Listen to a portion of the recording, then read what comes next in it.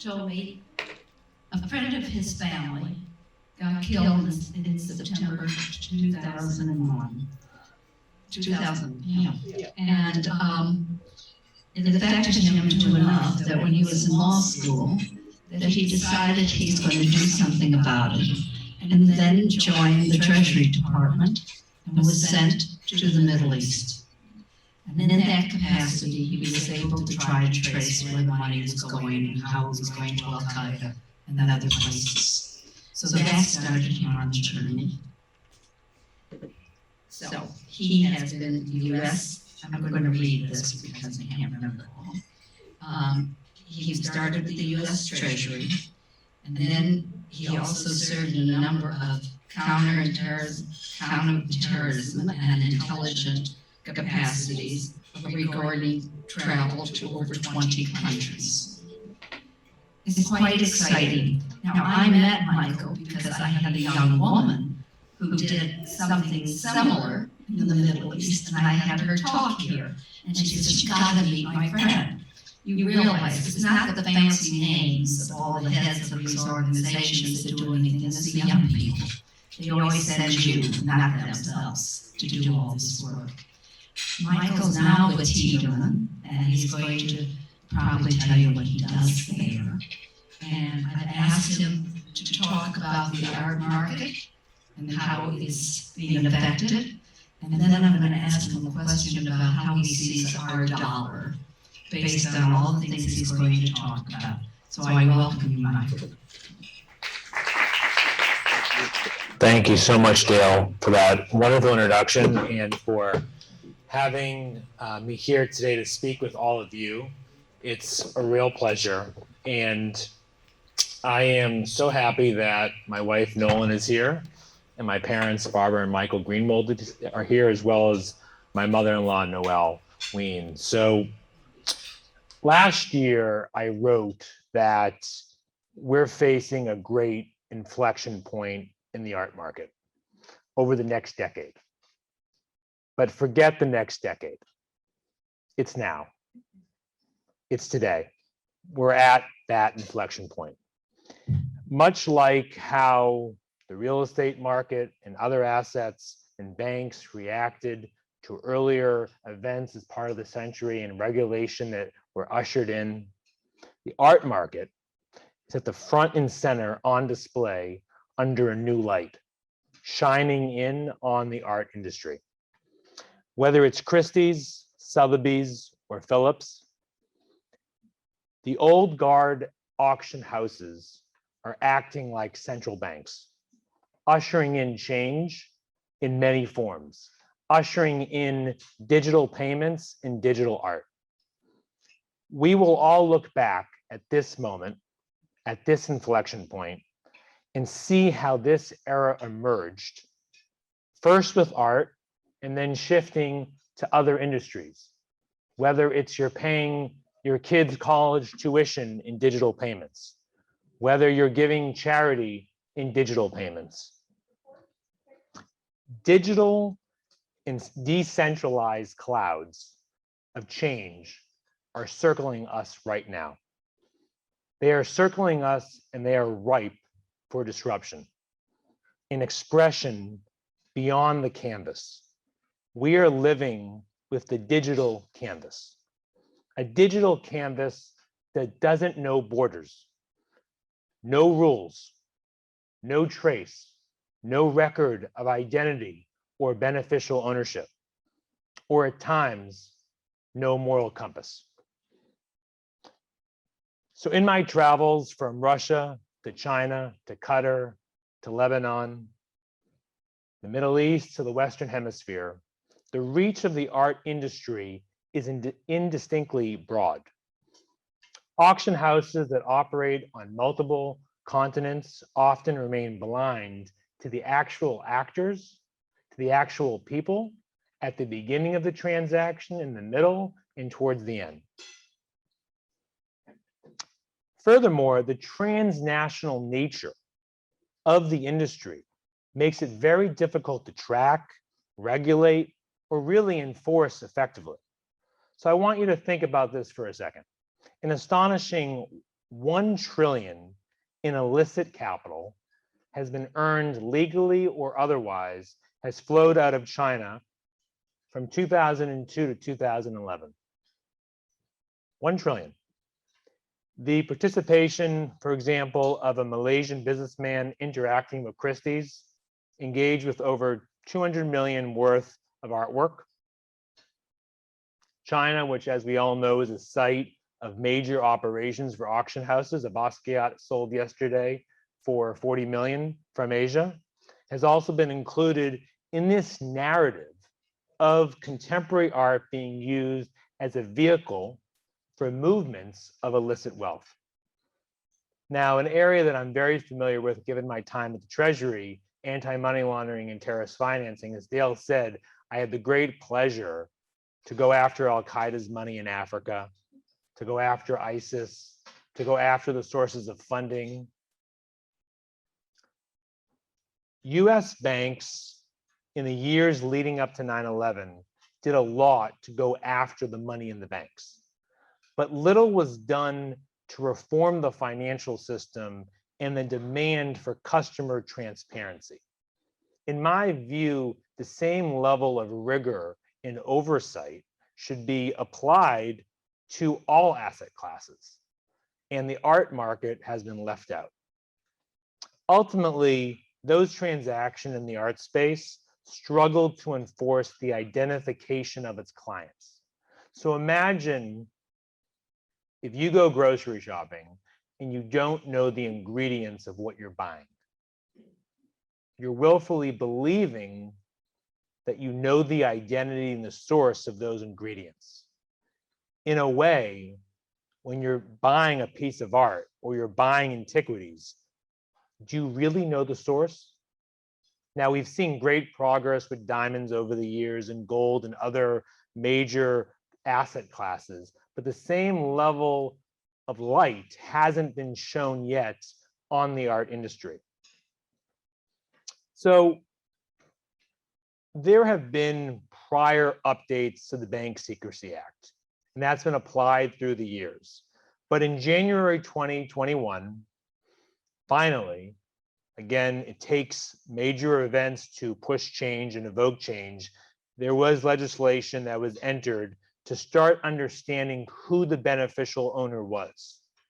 Now, think about it. It's alarming and unacceptable that common sense regulations designed to prevent money laundering and the financing of terrorism do not apply if someone is buying a multi-million-dollar piece of art.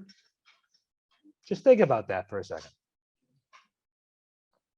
Now, we're all excited because there's been lots of buzz with digital art and Beeple and Damien Hirst producing a series of digital pieces. And headlines have been abuzz with the sale of the artist Beeple's digital collage for a whopping $69 million.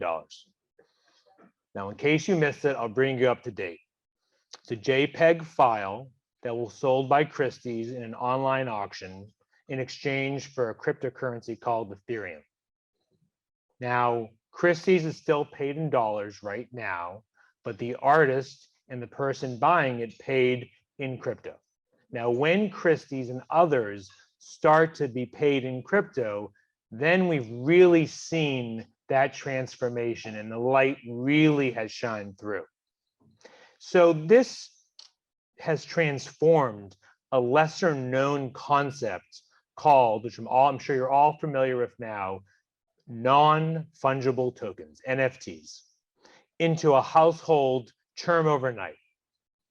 It's brought the debate over the legitimacy of digital art, NFTs, a nascent asset class, yes, an asset class, to the forefront of public attention, along with the world of blockchain and tokenization and digital currencies.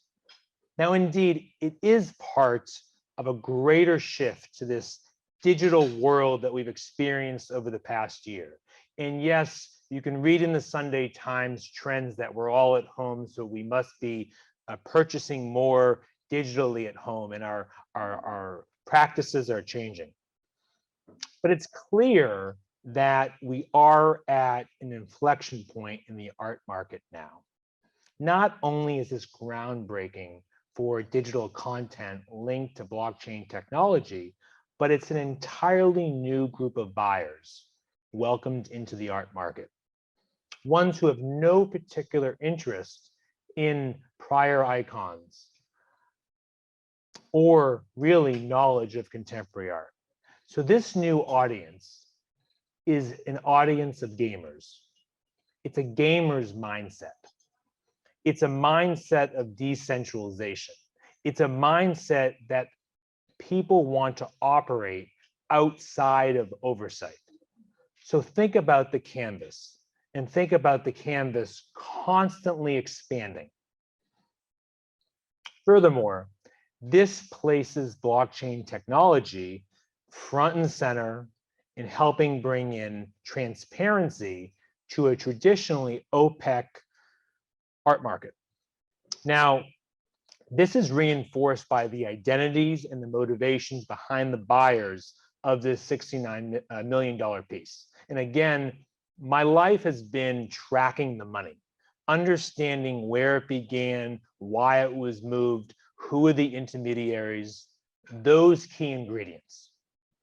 So the two buyers in the transactions were early investors in cryptocurrencies and blockchain technology, but they have no substantive history in art transactions. So the art world is quite unpredictable. There's a lot to be learned from the challenges of contemporary artists. Now, back in the 50s, and I served in the intelligence community for a few years, you may wonder why Jasper Johns and other Americana artists were so popular in their day. Well, art is a version of propaganda. Art is a version of expression, and it's an expression of the times. So just like in the 50s, and we were welcoming in, Levittown and that Americana era, we're ushering in a new era now. In the meantime, for those who have purchased NFTs, you would, for another art, think about discussing insurance coverage and other issues that come along with it. So ultimately, two worlds are colliding. You've got the old guard of auction houses acting as the central banks, ushering in this new change.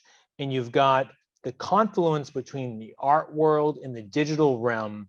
It may seem confusing. You may be sitting here thinking, well, why would I want a JPEG file? I have a Joan Mitchell or a Basquiat in my living room, and that gives me great pleasure. Do I really want a JPEG file on loan, or do I want to have a piece of it? Again, it's a different audience. And so the art market has not grown significantly enough to garner enough broad attention, but this arrival of Christie's on the scene marks really a dramatic shift. And so Damien Hirst, I mentioned him, he came out last week. He is the UK's most wealthy living artist. He himself began to launch this work into NFT market. He has said that his work involving NFTs and the sale by means of cryptocurrency has been the most exciting project he's ever worked on by far. In a recent set of transactions, Hirst has earned over $20 million by selling 7,400 prints to about 4,000 buyers in 67 countries, again, transnational. The art industry is wide. Now, this statistic is not only baffling because of the overall profit, but because of the sheer number of prints sold and their country of sale. The potential to reach 4,000 buyers in 67 countries can be harnessed through the use of cryptocurrencies.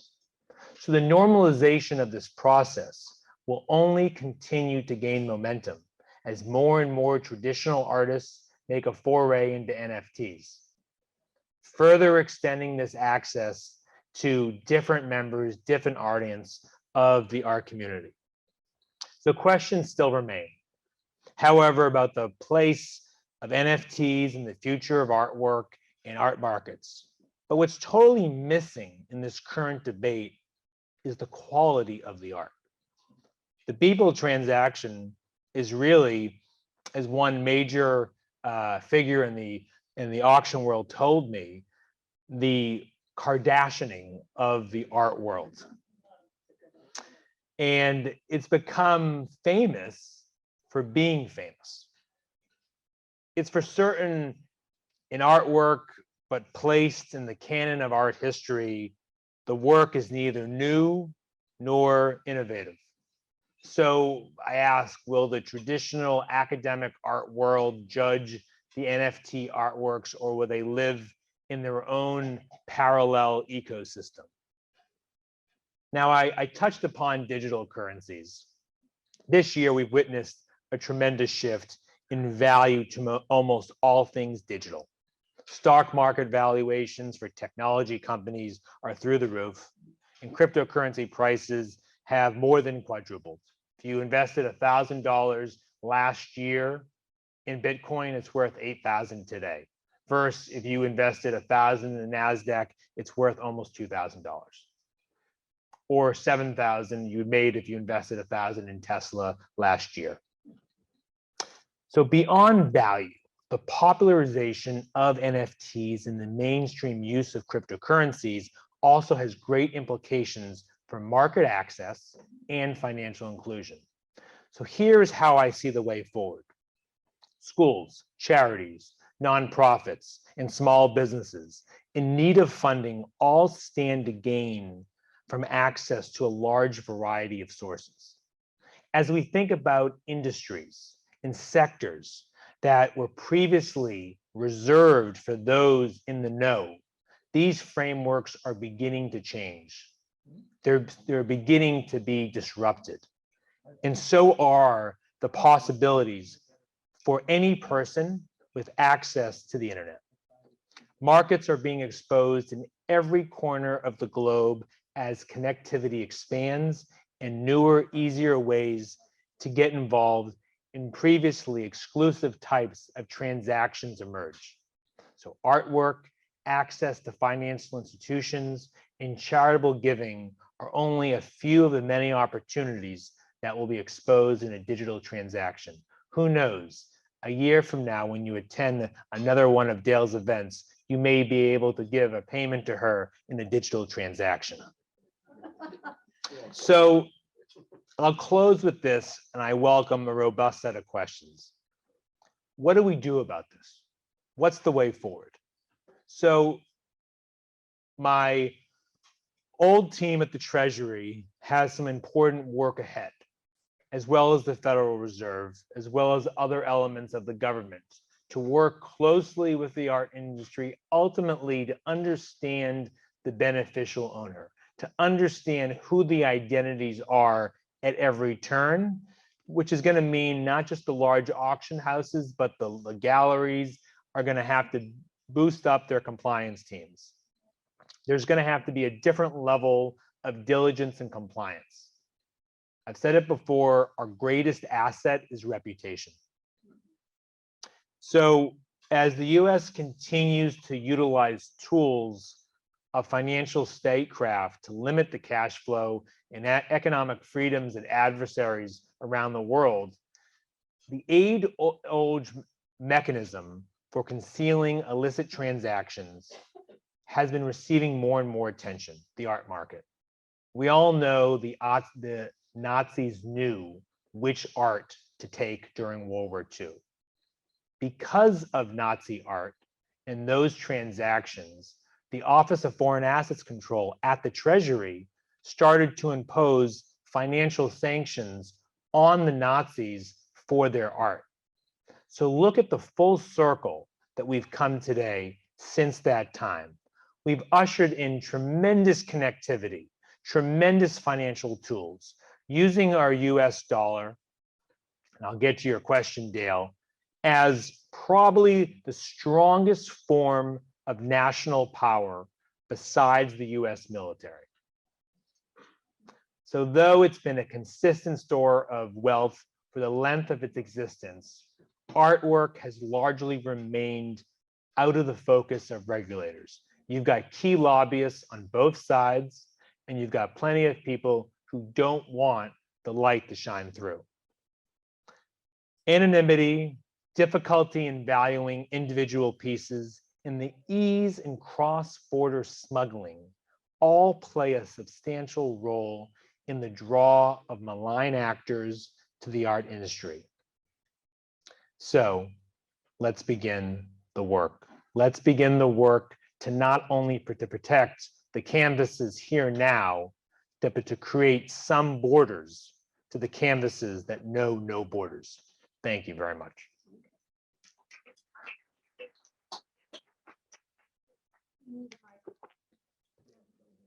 Susan, will you take the microphone on? So if anyone has any questions, wander around with this.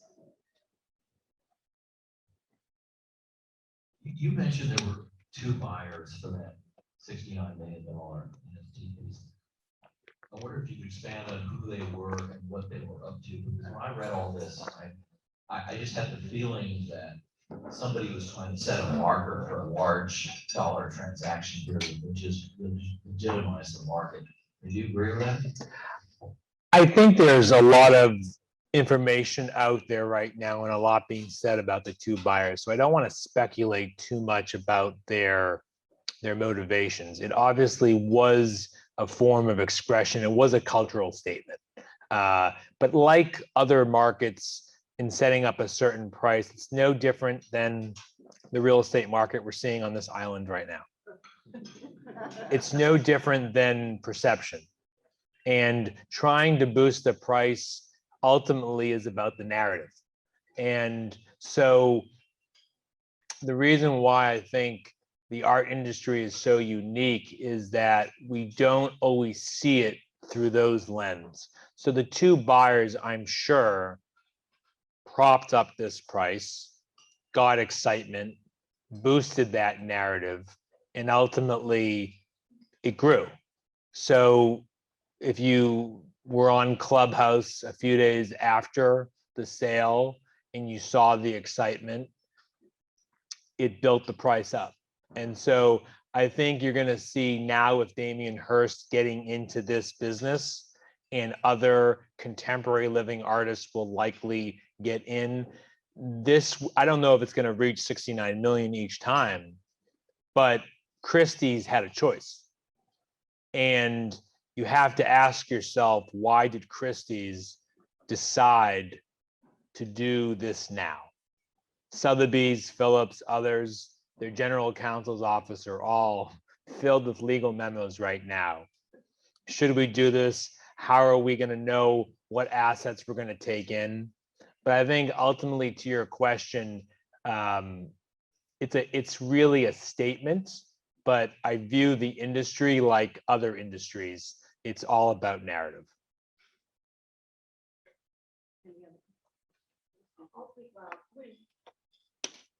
Christie's was paid in cash, so the buyer paid Ethereum.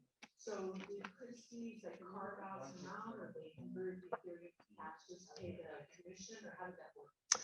So the money trail for these transactions early on is really important. So before Beeples could be sold, the buyer and the seller had to agree that they were going to be paid in Ethereum, in cryptocurrency.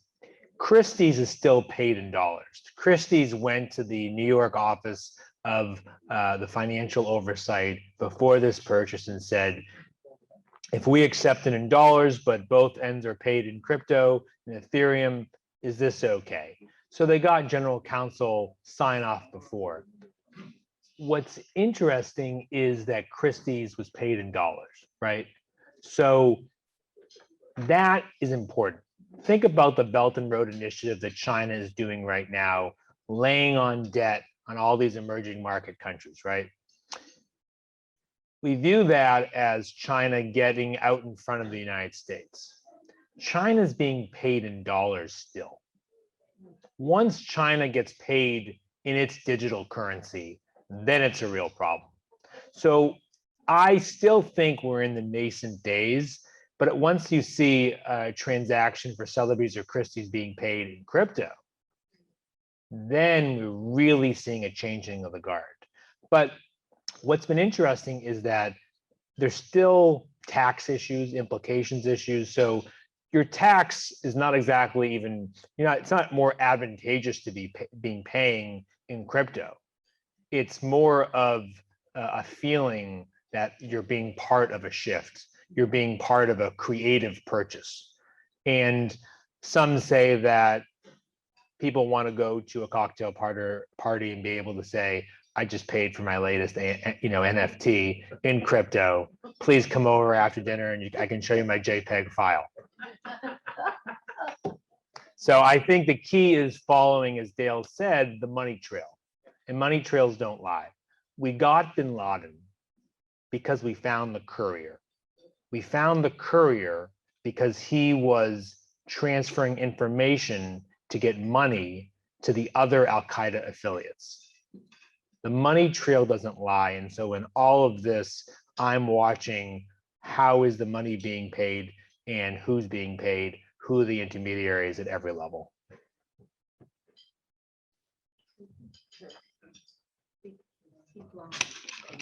Maybe they're a little too old to understand all of this.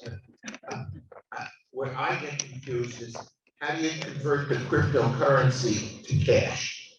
And the other part of it is how much is illicit? How much of this, whether it's here or whether it's Bitcoin and so on, is money laundering? There's nothing accurate to really tell you. I would say I've seen statistics probably 7 to 11% are illicit, which is still a good amount, but it's hard to know how much of the trade is illicit. When ISIS was at its peak and it was getting tons of money from the border and it was kidnapping citizens, the big question was how much are they getting from antiquities, right? They're pulverizing all these amazing sites in Palmyra and so forth. Very difficult to point out how much. I know the Antiquities Coalition is looking very closely at getting better data on the illicit amount. But I can tell you that the black market loves this because it's decentralized. There's no oversight. And our strength after 9/11 was we were never going to let hijackers use a Florida bank to move money into the United States. The problem is when you get really good at your oversight of the financial system and you kick the bad actors out, they go to the black market. To your question about how on how is it transacted in dollars and so forth, a digital currency isn't different than a dollar. It's just being paid into a digital wallet. Christie's will only accept USD, US dollars. And so it really is done before the transaction. And so there's multiple contracts. One is with Christie's to get paid in their currency. One is with the artist and one is with the buyer. Where it gets tricky in the art market is when the person buying it isn't actually the one buying it. So that's where the identities don't, get concealed. So, How do you convert the crypto to dollars or to pounds or anything? Well, that's where central bank digital currencies are coming into the forefront right now. So ultimately, central banks around the world, including our own here in the United States, are studying the idea of having a dollar or a currency backed by the central bank. Right now, a Bitcoin or another digital currency is not backed by a central bank. And so Christie's will only take dollars. They won't take a digital currency at this moment. Another person who's buying the art can get it through Ethereum, which is a form of digital currency, but is not backed by a central bank at this moment. So it's really in the nascent stages. And ultimately, I want dollars. The only digital currency that I'm going to take is one backed by a central bank. All others, I'm skeptical of how it actually gets to me because I don't know the identities on both ends of the spectrum. So Christie's is only going to take dollars, the artist and the buyer can pay in Ethereum, which New York, under their financial oversight, will allow. How it gets transacted in dollars is they pay a tax. They pay a tax on it being transferred here in the United States if it comes from overseas. If you had to take, if I asked you to predict where we would be in 5 or 10 years, what would be, is this another tulip scandal or? I think that this is the beginning of digital expansion. And so I don't think this is a fad. I think there are many bubbles in asset classes, in real estate and other markets, but I think this is here to stay. I think the more and more established artists that get into this business, it's going to become more of the mainstream. What's going to be really important, and I wrote an article about this yesterday, is if the United States backs their dollar for a digital dollar, that will allow all of us to be educated more and to be able to catch up to China and others who are creating their own digital currency. So I think in 5 to 10 years, I hope you invite me over to see your digital art. Thanks for being here today. 2 questions, one not so serious. Will we ever be able to tip our car parkers with cryptocurrency? I sure hope so, because many places don't have ATMs. So I think, yes, I think we will be able to, and I think car parkers and I think the companies employing them will demand it. And I think they'll all have apps and be able to do that. And so they may expect better tips. So I do think that will be coming very shortly. Thank you. And the second question is, could you enlighten us on the Nodler scandal? The Nodler forgery scandal. I'm not familiar with the details. It's been a very serious art scandal. Yeah. Recently. But that was just forging. Multi-millions of dollars. That was forging. Not dollars, forging. Payments to artificial art that has been forged. Well, I can tell you that, you know, China's been in the forging business, not just with art, but with wine and other things for years. I think there are a lot of contemporary artists who grew up around the time of Basquiat, for example, that have been forging art. But ultimately, it's what people will buy.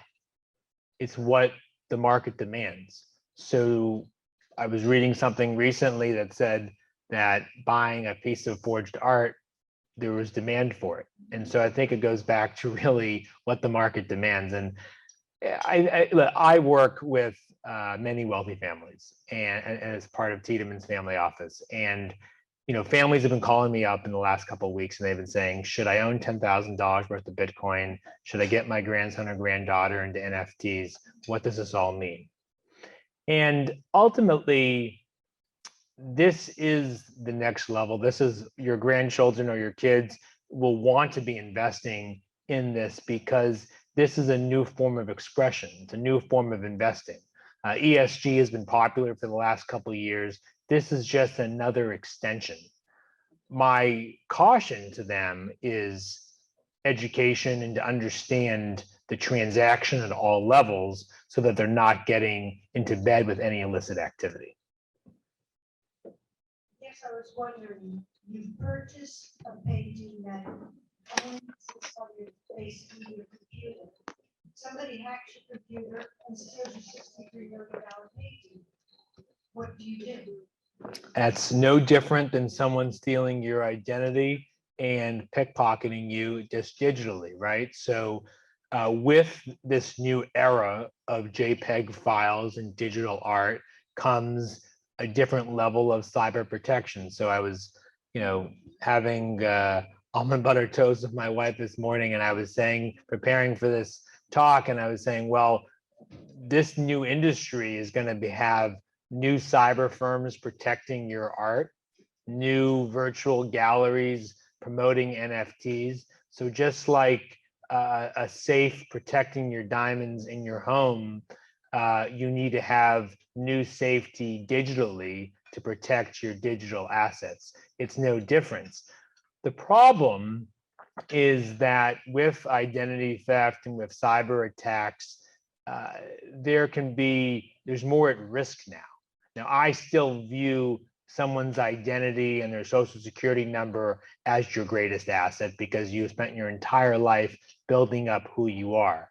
But I think there's going to be major heists of digital art, and that will only make the market thrive because it will make it more exciting.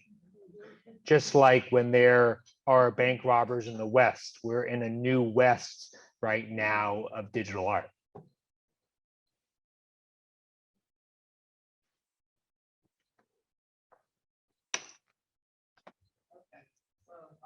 Where will the originals be stored? Well, so the thing about Beeples is that, and others, is that when you create a digital file, there are supposed to be one original, right?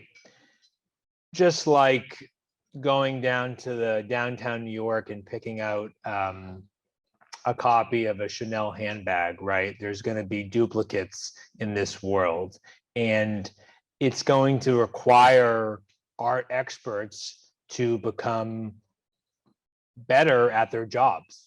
You should be pushing your art advisors. If you have any of your art advisors here today and they don't know how to verify what's an NFT or what's the value, then it's an issue, right? But that's going to usher in just a different audience. So ultimately, I think the gamers view it through their own lens. So I think that you're going to have copies, you're going to have forgeries, but it's going to be not always focused on that. And so like any other industry, you should be able to tell the difference, and that will determine also by the market. So whatever the market is looking to pay for it, they will. But of course you'll have copies. The digital file should be original, and that's part of the beauty of the blockchain technology and the beauty of NFTs, that it is original. But I think it's going to be confusing. I think there's going to be lots of gray on the canvas, and you're not going to know where you're going, really. So I think you're going to need a compass. And I think a lot of people are going to probably not want to go there. They're going to be happy with their old masterpieces. And it doesn't matter, because be happy with your masterpieces. This is just going to be a different audience. Now, people ask me, so is this good or bad for the art market? You know, I would argue that it's good in the short term, but it depends on how much it develops, what it means for expression, and ultimately, will we look back and say that this ultimately ushered in a new bubble or a new change or a new dynamic? And I think ultimately it depends on what the next generation is willing to buy and how they're looking to display it and how they're looking to express it. I have another little question involved in this because you don't hear me all right without it? No, you need like when you start storing it, you know, you're talking digitally, on a thumb drive or an SD Sure. card or something like that. What if you start collecting several pieces of art or lots of pieces of art? You can't copy it from one file to another and bring it all together on the one file. You're gonna have to have a whole bunch of separate files and just put them in your safe or whatever. You're going to have a really smart granddaughter or grandson who's going to likely be part of your will and part of your family foundation that will have an interest in the NFT, and they'll be showing you the way, just like they've all showed us the way with our other technology devices. So I think this really is a boon for the graduate who right now is starting its NFT business, right? And you're going to be reading probably, you know, a few months from now in the Sunday Times about that 21-year-old. I mean, think about how Facebook and others started, right? It's no different. And so I think this is just a different level of expression. And I think it's positive because ultimately it's good to have expression as long as it's not illicit. And I think that's the fine balance. Those are the implications. But I think you'll have very good tutors by your side.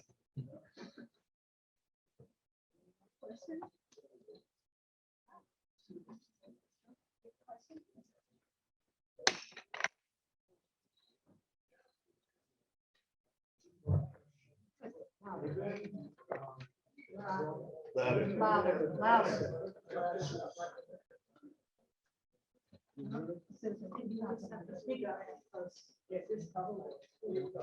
the world of asset classes, where does this type of art and digital currency beyond that rank? It's not in terms of size. Well, the art market is huge. Like I said, I think it's a several $trillion industry. When I was in the Middle East working with the sovereign wealth funds, and we were sitting around and I asked them why they collect art, why they build museums, they say, well, the wealthy families from the United States, when they'd come visit us, and I asked them about what they're doing besides business, they said, we collect art. And so I think that the art industry has grown tremendously compared to other asset classes. It's right there with real estate. It's right there with gold. It's really a form of digital gold right now, as Jay Powell has been calling digital currencies. So I think that ultimately it's reaching a certain level that will be an example for others. So the fact that this is going to be one of the first entry points shows you what a powerful market this is. For a piece of digital art to sell for 70 million and for it to be the third, most expensive, living artist tells you that it's one of the most, I would say, valuable industries right now. And it's valuable because it hasn't seen change like others. I mean, why do you think it hasn't been regulated until now?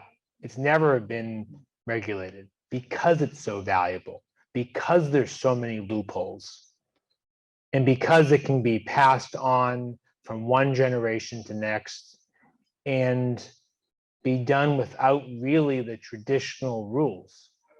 And so that speaks to the lack of regulation, speaks to how valuable it is.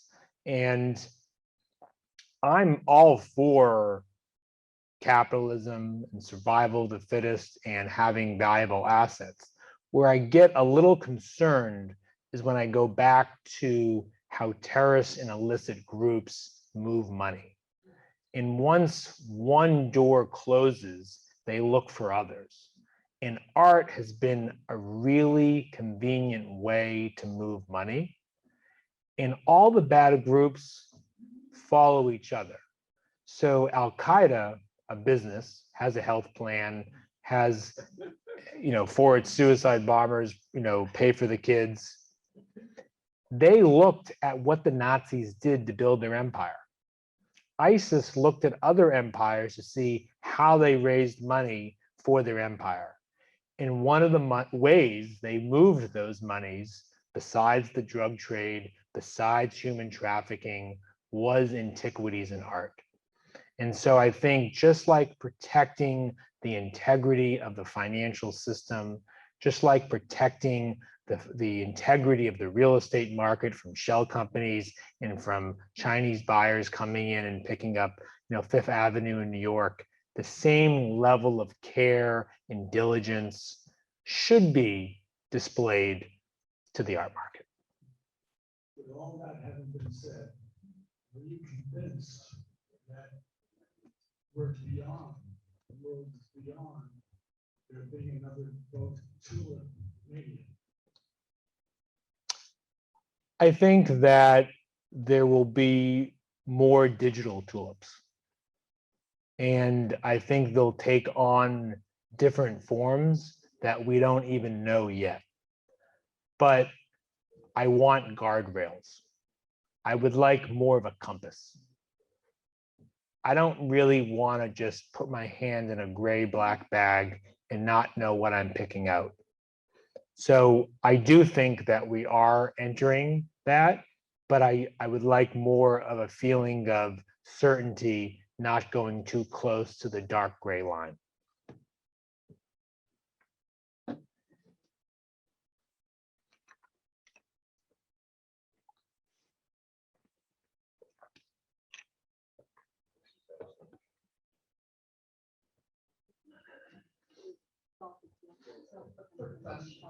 Could you envision that people are gonna trade art digitally, which means that they're gonna do away with galleries, they're gonna do away with some, they're gonna do away with Christie's? No, I think it will be an expansion. I think Christie's and Sotheby's and the French ownership right now will never allow it. I think it will just be an expansion. And I think that there will be trading in digital art, and there should be trading just like other assets. I think you're going to have, just like there's a wine room in Sotheby's when you walked in, there's going to be a digital room. And there's going to be different digital rooms and different digital galleries. And just like Royal Poinciana has seen a great boon since COVID, you're going to see likely someone in real estate create the first NFT gallery on Worth Avenue. I just hope I get invited to the opening. So are you not concerned about, the future of regulating the art market? Like, how do you actually envision that playing out? And just, it makes me think of, there's a number of concerns for like over-regulating a market that's never been regulated before. What's your number one concern? I mean, look at all the regulations of the financial market. I mean, there's always going to be loopholes and there's always going to be, pay to play. And so, I mean, that's. No, I agree with you. I think that there will continue to be loopholes because you're going to have really smart lawyers know where to look. And there's not going to be enough specific guidance. You're going to have outlier cases, but we need some framework. And so if there's a framework for diamonds and gold in the banking sector and the real estate market, there should be a framework for the art market. I do think that we do a very poor job of going very quickly one way to the other. And we fail to get that happy medium. Let's remember the 9/11 Commission report and the Patriot Act only occurred because of 9/11. So we're very good here in the United States of reacting and not being proactive. I wish we could be more proactive. So ultimately, Panama Papers, we all remember, created a huge buzz. There was a release of names and clients and ledgers. We haven't had our Panama Papers moment yet in the art world. But once we do, you're going to see congressional committees create a buzz, create a stir, create legislation, and it will go one way. But I do hope we come back and then we can soften the loopholes so it can become more of a properly, not overly regulated, but a properly regulated industry. If you're a conservative of art. Yep. You look at this duck over here on the wall. Somebody can come in and they can look at the quality, they can look at the painting, they can look at everything. How do you do this in digital art? Well, right now, I'm going to take a picture of the duck. And if I tweet that out this afternoon, I could create an NFT digital piece. And the market will pay whatever the market will pay. Just like you'll pay a certain amount for that, and you'll rely on your judgment, your art advisor. It's no different So why would I want it? because there's demand. Because there's demand. Now, it may not be you, but it may be someone who lives in Denmark who's been a gamer for 10 years that really likes ducks. Or it may be someone that just believes that there's enough buzz, enough excitement that will purchase it. The same reason why the Upper East Side in New York has gone through many different value points over the years. It's what people will pay. So Jack Dorsey, the head of Twitter, he is going to auction off his first tweet. And he's going to make that into an NFT. And that's probably going to sell pretty well because it's Jack Dorsey. He's built up enough excitement and the market will pay. So like everything, it's going to be auctioned in cash. it can be auctioned in cash. Right now, it depends on which transaction you want and who's regulating it and what country it's being done. So if the auction is in China, if the auction is in China, you may be paying in digital yuan. I'd rather pay in a digital dollar. Right. And Dale, did you have a question on the dollar before we close? I wanted to ask you. Okay. Oh, I guess we have a question in the back. I'm wondering how us kids protect our parents and their parents from all of the dangers of cryptocurrency, because I think it's a little more obvious to us with social media and all of these things. How can we expose them to why they might actually want to invest in this or why they have to be careful? Because, you know, we can't always keep an eye on everything we do. I agreed. And I miss my grandmother very much, and she would be serving me overly sugared lemonade with great sugar cookies. It's not for everyone, and you shouldn't get into something you don't understand or you don't think you understand. So I would argue that I don't invest in anything that I don't understand from the beginning to the middle to the end, and who's involved and where they're raising capital from and the diligence being done. So it's not for everyone, just like all asset classes aren't for everyone. It depends on your own risk threshold. So when we're advising families, you understand what are your investment priorities. And from there, you figure out your own customized compass. So I wouldn't advise someone just to get involved because they're excited about it. I'd want them to be educated, and then if they really understood it and they felt comfortable, then get involved. But I think if you're willing to lose $10,000 to buy a coin, then by all means, go see the volatility, up and down. And you can see that volatility on a canvas. So, but I think you have to be very careful with how you're proceeding. Well, where do you think our dollars then go? Well, I think that the US dollar will continue to be our bedrock, and I would never bet against the dollar. I think that we've used the dollar tremendously since 9/11 for going after terrorists, bringing Iran to the table, pressuring Russia, working against North Korea, and trying to pressure China and ultimately usher in a different level. If you had to raise your hands right now, who views in this room China as our number one threat? Raise your hand. And raise your hand if you viewed China as our number one threat 5 years ago. Okay. Oh, I knew we had a smart group here, but ultimately, Dale, I think the dollar will continue to be strong. It will continue to be the global reserve. Anyone that bet against the dollar has been wrong.